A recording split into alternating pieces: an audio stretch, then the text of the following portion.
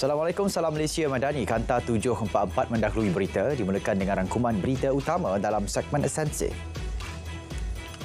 Ahli politik atau pekerja kerajaan yang menerima beberapa pencen wajar memilih hanya satu pencen sahaja dan menolak yang lain. Perdana Menteri berkata langkah itu dilihat sebagai memenuhi tanggungjawab moral mereka. Langkah itu juga wajar memandangkan terdapat bekas menteri, menteri besar dan pegawai kerajaan yang menerima 3 hingga 4 pencen. Beliau berkata demikian ketika berucap merasmikan sambutan ulang tahun ke-60 Zoo Negara di Gombak. Dalam pada itu, sebarang langkah dan cadangan bagi memansuhkan pencen wakil rakyat dan menteri memerlukan pindaan Perlembagaan Persekutuan. Perlembagaan Perdana Menteri tidak membolehkan pembatalan dilakukan ke atas apa yang telah dipersetujui sebelum ini. Apa yang dilakukan ialah memulakan peraturan baru yang boleh berkuat kuasa setelah diputuskan bagi jawatan-jawatan baru termasuklah jawatan politik. Peruntukan RM5 juta diluluskan untuk pelaksanaan program pembangunan Zoo Negara. Perdana Menteri berkata peruntukan itu disalur bagi tujuan konservasi dan pemeliharaan haiwan. Kelulusan berkenaan akan ditambah dengan dana terkumpul menerusi program tanggungjawab sosial korporat oleh syarikat terlibat berjumlah RM5 juta. Malaysia akan menghubungi kerajaan China bagi membincang pelanjutan tempoh pinjaman panda gergasi yang akan tamat tahun ini. Menurut Perdana Menteri, beliau optimis China akan memberi pertimbangan sewajarnya terhadap perkara itu memandangkan hubungan dua hala yang kukuh selama ini.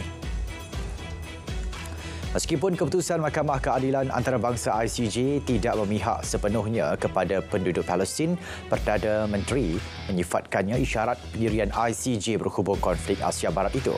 Keputusan itu mempamerkan pendirian jelas ICJ mengutuk serangan Zionis dan mahu ia dihentikan selain menggesa bantuan kemanusiaan disalur segera ke Gaza.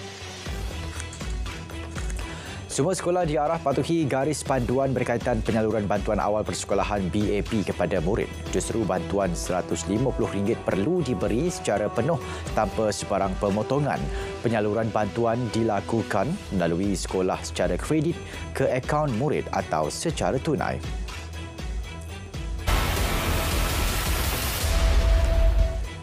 Baik, perkembangan tanah runtuh di kampung Raja Blue Valley, Cameron Highlands. Mayat ketiga ditemukan 12.15 tengah hari tadi.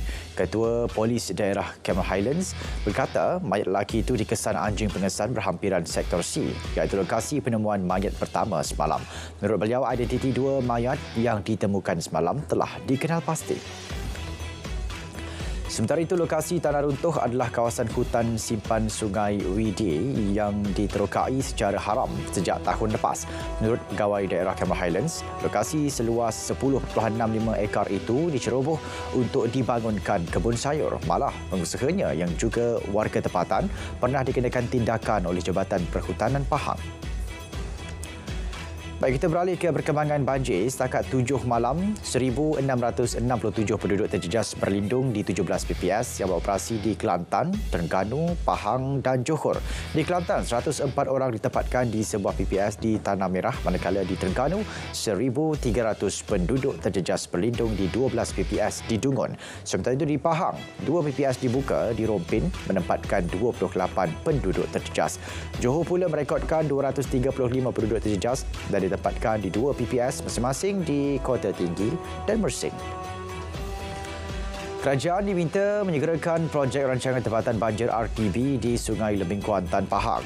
Ia melibatkan kerja pendalaman Sungai Kenau yang menjadi punca banjir di Pekan Sungai Lembing.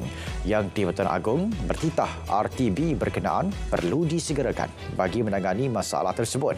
Kerajaan sebelum ini meneruskan peruntukan RM100 juta bagi pelaksanaan projek tersebut.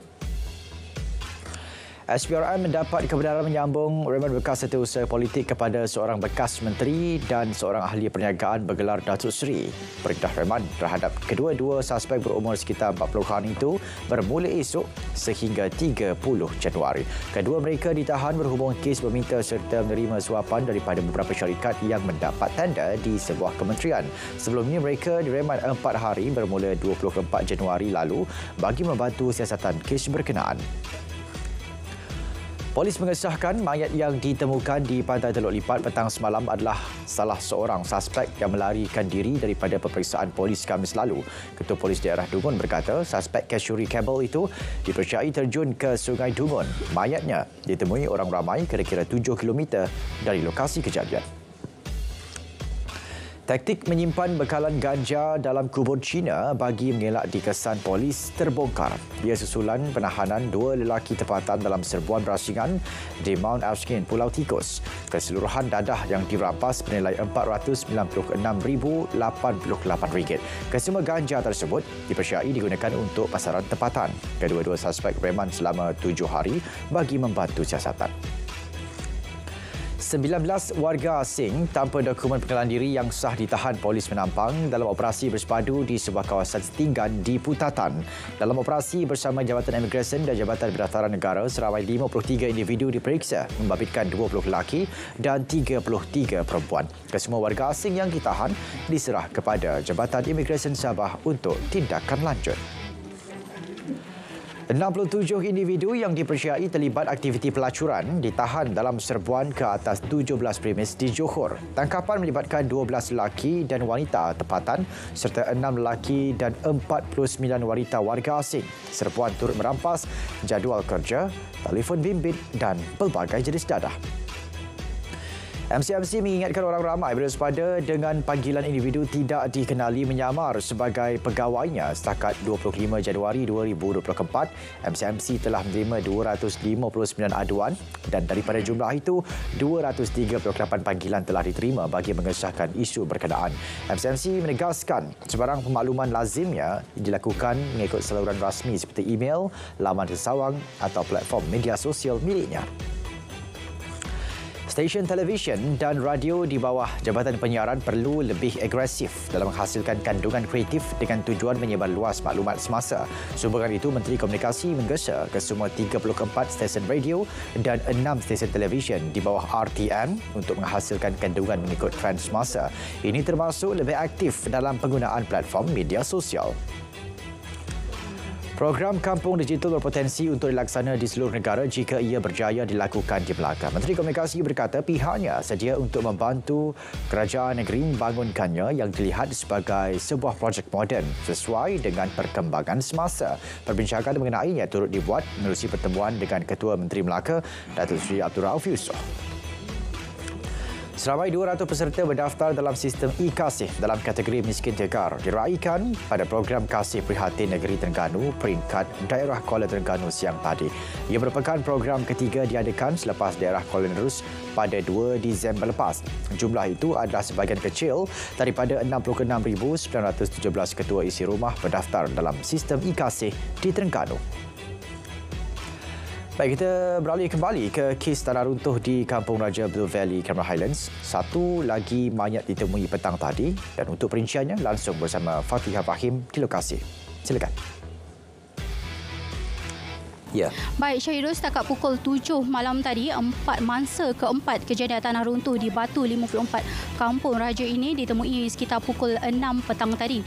Untuk makluman saudara juga, operasi mencari dan menyelamat SAR terus dipergiat dengan memfokuskan sektor B, C dan D bagi mencari satu lagi mangsa tanah runtuh. Sekitar pukul 6 petang tadi juga, tim SAR kembali ke lokasi pencarian bersama-sama 7 buah kelengkapan lampu limpah bagi memudahkan misi pencarian yang dijangka akan diteruskan dan diselesaikan dalam tempoh masa yang sama. Pada sebelah petang tadi juga, Esko Kebajikan dan Pembangunan Masyarakat dan Wanita Negeri Pahang, Datuk Sabariah Saidan, juga hadir ke lokasi ini untuk meninjau situasi semasa dan kebajikan anggota SAR. Okey, begitu juga keadaan cuaca di sini juga keadaan baik walaupun hujan kadang-kadang agak renyai telah membantu operasi pencarian berjalan dengan baik. Baik, saya dimaklumkan sebentar tadi, mangsa terakhir juga telah ditemui dan maklumat lanjut akan disampaikan dalam sidang media yang dijangka akan diadakan pada bila-bila masa. Saya kira setakat itu dahulu perkembangan dan situasi terkini yang dapat saya berikan langsung dari lokasi tanah runtuh Batu 54 Kampung Raja. Kembali kepada Syahirul. Terima kasih Fatihah di lokasi. Kita beralih ke perkembangan seterusnya.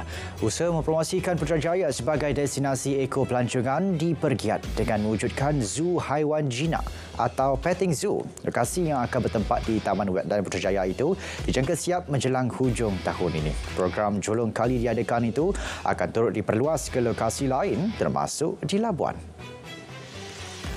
Masalah kesihatan yang dialami pelakon veteran Jalil Hamid mendapat perhatian Perdana Menteri. Beliau menghulurkan sumbangan kepada pelakon itu yang disampaikan setiausaha politiknya. Jalil atau nama sebenarnya Abdul Jalil Abdul Hamid, 67 tahun, disahkan mengalami masalah jantung.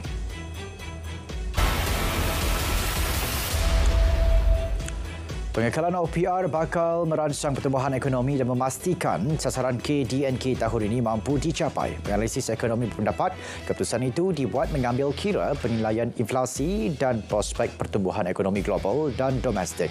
Ia juga usaha mencipta lebih banyak peluang pekerjaan serta meningkatkan aktiviti pelaburan dan perniagaan dalam negara.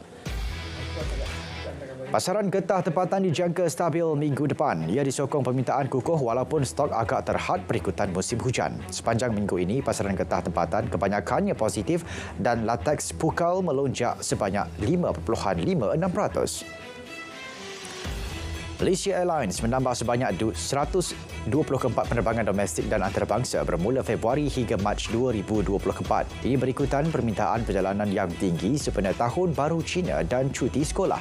Selain itu, syarikat penerbangan itu akan menambah sebanyak 12 pesawat sepanjang Tahun Baru Cina untuk penumpang Kota Kinabalu, Kuching dan Pulau Pinang. M-Bank Islamik terus menyokong usahawan mikro tempatan menerusi program iTCAD. Inisiatif itu diperluas selepas kejayaan negeri Selangor dan Johor. Menerusi program iTCAD terkini, pengagihan modal awal berjumlah RM250,000 disalur kepada penerima di Perak.